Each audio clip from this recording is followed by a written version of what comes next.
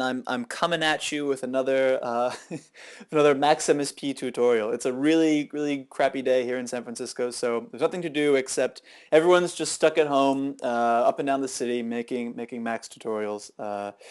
Yeah. So anyway, much to my surprise, I got a lot of feedback from the last video. The ratio of people who watched to people who left feedback was almost 1-to-1.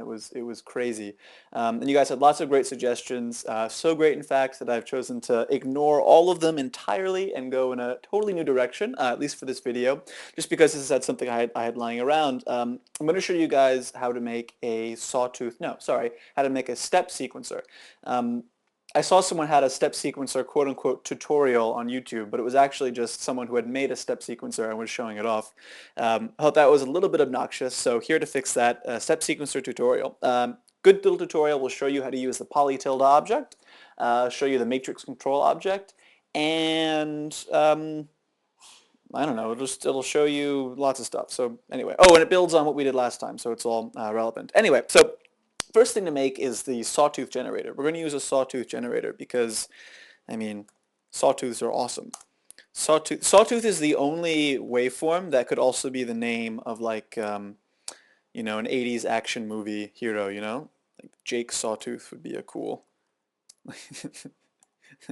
Jake Square Wave. It's not really, it doesn't have the same... Anyway, make an ADSR, give it attack of 10, decay of 10, sustain height of 250, no, sustain height of 4, and release time of 250. Of course, any other values will work, but this is what we're going with. Send it the max sustain 100, a 1 here to trigger it. Multiply these two together because this is what you do. You multiply sound and envelopes together. That's how it is. That's how I was raised anyway. Easy DAC, connect this stuff up. Come on, I can't click it. This should all look like pretty well-worn territory, especially if you watched the last video. Add a K slider, trigger. Let's see. First set the frequency, then trigger the note. So MIDI to frequency to set the pitch, and then bang on the ADSR. And we should have some sound if I turn up the volume. Cool. So that's the start, and now that we've done that, hold on. What we're going to do is take this and use this as in the poly tilde object, which is Max 5's new polyphony object, which is so cool. It's really great. Whoever made it, you are awesome. I hope you and your harem get along really well. So. First we make a couple modifications to this. Take the K slider, delete it, replace it with an object called in, give it an argument of 1. That's how we're going to get frequency into the subpatcher. Replace the out, replace the gain and all that with an out tilde 1. And finally add a load bang object. Let's see, load bang object, and connect it to max sustain. So that as soon as this gets loaded, max sustain gets sent to ADSR, and ADSR gets set in that configuration. So do this, save it. Now be sure to save this. You know where you save it, what folder you save it to. So I'm going to make a new folder. Call it badass with 2 D's. Yeah, badass folder of badass. Okay, save it there, and then make a totally new Max window, and save this one. Be sure to save this one in the same place. I'm going to save it as sequencer. See, saving it as sequencer in the same folder. Important. Okay. Now that we've done that, make a poly tilde object, give it the argument, whatever you named the old patch. I named mine saw note, so I give it the argument saw note, and then 16, because that's how many instances of the saw note I want. And now, if we use another gain and a DA, easy DA, yes. Connect this up, connect this to this, add a K slider, connect that to the poly. And now we should hear notes. Nope, volume up, now we should hear notes. Awesome. So that takes care of the part of this thing that's actually going to make sound. And if you want to go back in and change, use a different waveform or add control to ADSNR, fine, go ahead and do that. But for now, we're going to focus on the sequencer part of this. And for that, we're going to use the matrix control object, which is exactly as awesome as it's, maybe a little bit less awesome than it sounds. Still pretty awesome. So go ahead and make your matrix control object and then highlight it and Control I to open the inspector.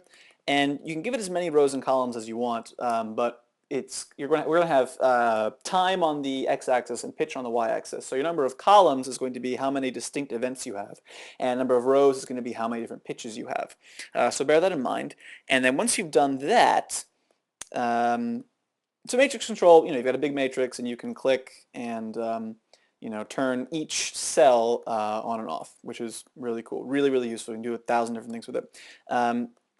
So now we're going to make a clock source. It's going to tick through and index each entry in each column of our matrix. So we're going to make a metro object and send its output to a counter object.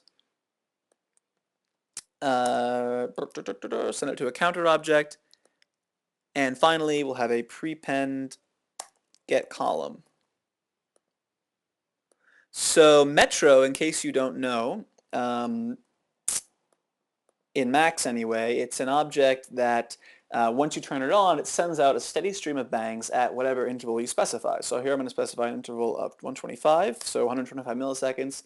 Bang out constantly. Those bangs go to counter. Counter increments its counter every time it gets a bang and outputs that number. And then prepend get column tells the matrix control object that what we're interested in is that column. So that column is going to come out down here, and with that we're going to tell polytilde which instance of saw note to play and what pitch to play it at. So to do that, we're going to start with the ZL iter object. The ZL objects do list operations in Max, and the ZL objects are so great. They are the coolest thing. Max would be borderline unusable were it not for the ZL objects, in my opinion. So whoever did that, you are very cool. So what ZL iter is going to do is the column of the matrix control object is going to come out as a list of ones and zeros, and we want to look at those one at a time. So now make a trigger integer bang. And bang here, this bang we're going to use both to assign a pitch to each element of the array or the list, and to tell polytilde saw note which saw note to use to play it. Speaking to that first part, deciding which polytilde to use, we're going to add a counter object here, counter 15. This could be a little bit confusing. So here we're interested in assigning a different index to each element of the list, and here we're trying to get a different column. So this counter here, you need to match your number of columns, and this counter here, you need to match your number of rows. In case you decide to change those, you have to be careful. Anyway, make a counter 15, and then trigger integer, because we're going to use the output of that counter in two places. First place we're going to use it is to tell polytilde which Sawtooth instance to use. So we add 1, because counter indexes from 0, and polytilde indexes its instances from 1. Holy crap, that was hard. Prepend target, because that's how you tell it that what you're interested in is changing the instance that you are talking to. And then we need to tell polytilde which pitch we want. So we're going to add 48 to whatever we get out of this counter. And what that's going to do is make it so that this row is MIDI 48, this row is MIDI 49, this row is MIDI 50, this row is MIDI 51. And maybe you're starting to see a pattern there, hopefully, if you're, withholding judgment. So anyway, make a integer object and send that 48 into the right inlet. And so the reason we're doing this is because we don't necessarily want to play the note. We only want to play the note if there happens to be a 1 at that row. So this way we have, before that number gets sent to polytilde, we can first do this, select 1, and now we're select sends out a bang whenever it gets the number that is its argument. So in this case, it's going to send out a bang whenever it sees a 1, which is to say whenever it happens to have, whenever a cell of our matrix control object is activated. So now we're going to go ahead and activate a couple. Sound! It's amazing! Look, we did it. Guys, I'm impressed with us. Teamwork. Okay, let's make a little... Nice, okay. Once you have something you like, you can go ahead and make a preset object. And preset, just connect the left outlet to anything that you want to preset, and then to set a preset, you shift-click, and to recall, you click. So now I just took this configuration and saved it to preset 1. Hopefully you can hear that over the sound. So now we can mess around with it and make a new preset.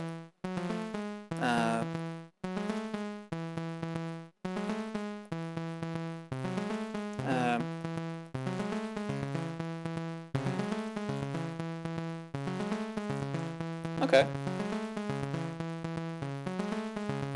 Okay, not bad.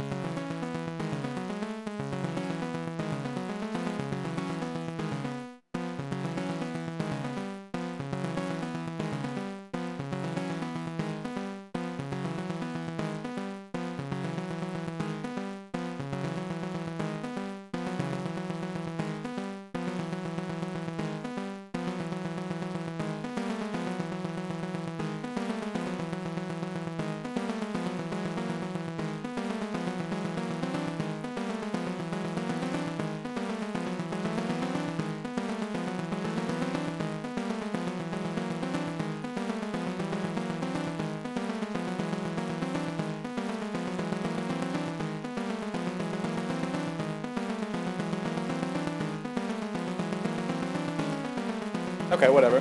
Anyway.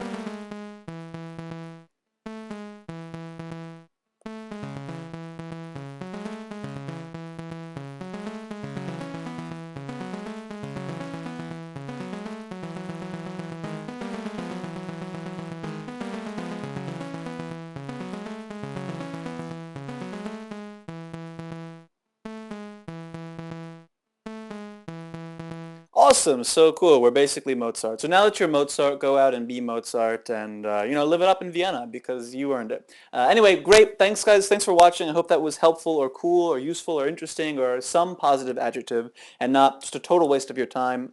Yeah, please let me know if you have any thoughts, comments, if you want to see some different videos, anything, literally anything. I'd be happy to hear it. So thanks for watching and have an awesome day. Thanks, guys.